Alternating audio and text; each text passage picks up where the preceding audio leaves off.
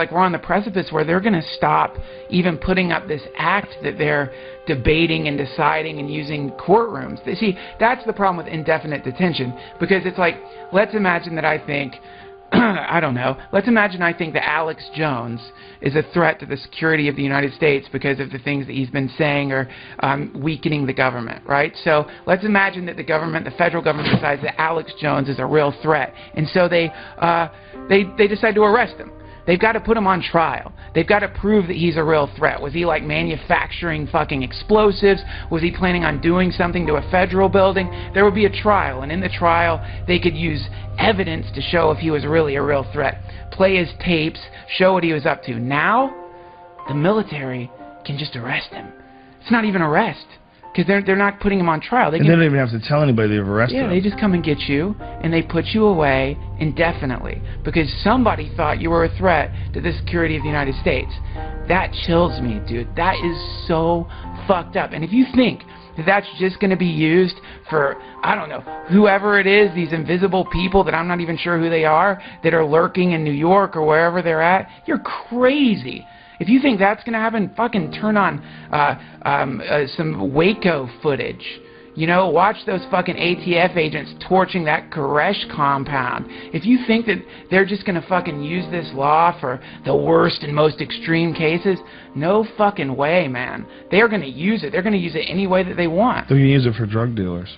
They're going to use it for whatever they want to use it for. They're going to use it for anybody, man. I mean, we could be doing this fucking podcast from inside a FEMA camp. Think of what you saw that cop at UC Davis do to those kids that were on their knees because he thought he could, because the law was on his side. Yeah. They weren't moving. He told them to comply. They did not. So he thought it was okay to spray chemicals in children's faces. Yep. And that guy is representative of human nature. He's a representative of abuse of power. It's very simple. It's no logic, abuse of power. Yeah, I get someone has made your life a little more difficult. They made your job a little harder because now you have to look out for, you know, all these kids, and they're all in this place where you don't want them to be. But guess what, fuckface? You're not allowed to spray them in the face with fucking chemicals. No. That's assault. You're assaulting kids, and you think you're allowed to do that because of something written on a piece of paper? Fuck you, stupid. Yeah. That's dumb. You think that that's like morally reprehensible, just innately. It's in your mind, you know, that's a negative thing. In your mind, you know that a peaceful protest with students, with children who have this idealistic view of the world, and you're going to squash it while you're wearing a bulletproof vest and spray them in the face with fucking chemicals. Yeah, that's what they want. Peaceful protest, which is supposedly guaranteed us. We're supposed to have the right to assemble. Well, we're supposed to be able to get together, even if it is private property. You know, that is where the issue takes place. Well, where the fuck else should they be?